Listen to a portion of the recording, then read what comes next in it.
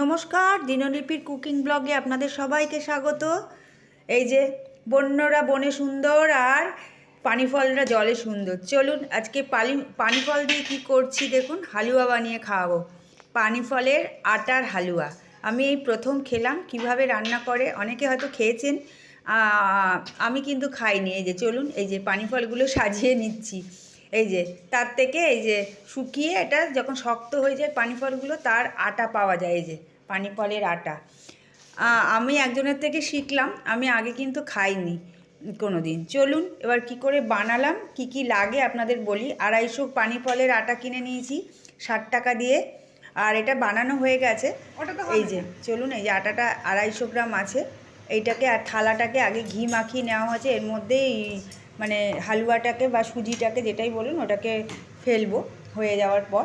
আর এই যে ঘিটা অনেকে মাখিয়ে নেয়, আমি ঘিটা গরম করেই দেব। আমি প্রথমে ভাবলাম যে মাখিয়ে নেব, কিন্তু আমি তো জানতাম না। তবে বললো না, গরম কড়াইয়ের মধ্যে ঘিটাকে দিয়ে যেমন সুজি করা হয় সেরমভাবেই করে। আমি ভাবলাম অন্য কোনো রকম বোধহয়। এই যে সুজির মতো করে ওইটাকে ভালো করে ভেজে নেব। ভেজে নেওয়ার পর আপনারা দুধও দিতে পারেন, জলও দিতে পারেন। অল্প একটু জল আর চিনিটাকে গুঁড়ো করে দিলে আমি দেখলাম যা ভালো হয়।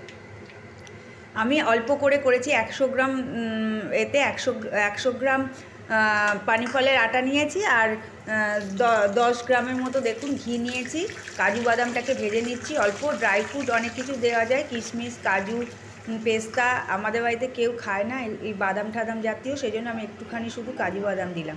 এবার এটাকে ভালো করে একটু ভেজে নিতে হবে, নেড়ে নেড়ে, যাতে নেড়ে না মানে লেগে না যায়। তারপরে জল দেওয়ার পরেই কিন্তু সঙ্গে সঙ্গে চিনিটা রেডি রাখবেন। আমি গোটা চিনিটা আজকে দিলাম, কিন্তু এর পরের বারে যখন করব মিক্সিতে গুঁড়ো করে নেব, তাহলে খুব ভালো হয়। আর দুধ দেব জলের পরিবর্তে, তাহলে খেতে আরও ভালো হবে। এই যে ভালো করে একটুখানি লালচে করে যেমন সুজি ভাজা হয় ভেজে নিয়ে অল্প একটু জল দিয়ে নাড়াতে হবে, নালে কিন্তু লেগে যাবে। এই যে চিনিটা আপনাদের পছন্দ মতো দেবেন। কেউ আবার ঝাল ঝাল সুজি মানে ঝাল করতে পারেন হালুয়া, যারা ঝাল খেতে ভালোবাসেন তাহলে তারা নুন দেবেন একটু, আর এলাচি, এই কালো মির্চ মানে কালি মির্চ দেবেন যেটাকে বলে, ওইটা দিলে হবে। আর আমি মিষ্টি দিয়ে যেহেতু করছি সেই জন্যে আমি আর ওগুলো দিইনি। অনেকে ঝাল খেতে পছন্দ করেন, আমি মিষ্টি হালুয়া করছি। এই যে ঘিটা একটু ভালো দেবেন আর বেশি করে দেবেন, আর নাড়তে হয় সঙ্গে সঙ্গে চিনি দিয়ে, মানে দুধ বা জল যাই দেবেন সঙ্গে সঙ্গে নাড়তে হবে, নাহলে লেগে যাবে। ব্যাস একটু আস্তে আস্তে আঁচটা কিন্তু একদম ঢিমে করে দেবেন, আস্তে আস্তে করে। এই যে আমার হালুয়া প্রায় রেডি। একদম মাখা মাখা হয়ে গেলে থালাটা, ঘি মাখানো থালাটার মধ্যে ছড়িয়ে পিস পিস করে কেটে নেব, নিয়ে একটুখানি ফ্রিজে রেখে দেবেন, বা ঠান্ডা করলেই ভালো হয়। আমি ফ্রিজে ঢুকিয়েছিলাম, কিন্তু পরে দেখলাম যে মানে এমনি 1 ঘন্টা রেখে দেওয়ার পর খেলেই ভালো হয়। ফ্রিজে রাখলে 1-1.5 ঘন্টা বেশি শক্ত মতো হয়ে যাচ্ছে। দারুণ সুন্দর খেতে লাগে পানিফলের। আমি এই জানলাম, সত্যি বলছি, অনেকে খেয়েছেন।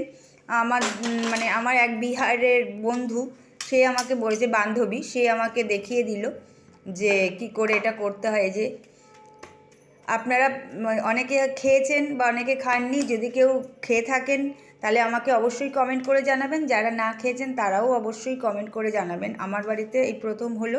এই যে কেটে এবার ফ্রিজে রাখবো, তারপরে 1-1.5 ঘন্টা বাদে বার করে তারপরে আমরা এই যে ছুরি দিয়ে কেটে আবার ওপরে বেশ ডেকোরেশন করা যায়, ভাবলাম একটু ডেকোরেশন করে নিই কাজু বাদাম দিয়ে। এই যে একটা একটা করে প্রত্যেকটা বরফির মতো কেটে নিলাম, আর একটা একটা করে এটা সব জমাট বাঁধলে একটা বরফির মতো হবে। চলুন এবার একটু 1 ঘন্টার জন্য ফ্রিজে রাখি। ফ্রিজটা খোলো।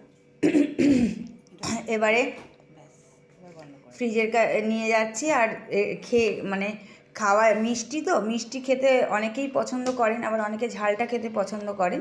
এই যে পানিফলগুলো এখনও রয়েছে, আমি বললাম চলো পানিফলগুলো দিয়েই সাজাই ভাবলাম। এই যে পানিফল খানিকটা রেখেও দিয়েছি, সবটা তো মানে আমি বললাম এই পানিফল দিয়ে এটা হয়। সবাই হয়তো ভাববেন আমি আটা বানিয়েছি, এটা না, শুকিয়ে করতে হয়। পানিফল ঘরে ছিল তাই পানিফলটা বোঝানোর জন্য সামনে রাখলাম। এই যে করে আমার শ্বশুর শাশুড়ি মাকে একটু দিলাম, দেখে কেমন টেস্ট আর তারা কেমন হয়েছে। আমার ছেলে আগেই একটা তুলে নিয়েছে, আর আমার শাশুড়ি মা শ্বশুরমশাই খাচ্ছে। ভালো লাগলে একটা লাইক কমেন্ট শেয়ার করবেন। ধন্যবাদ।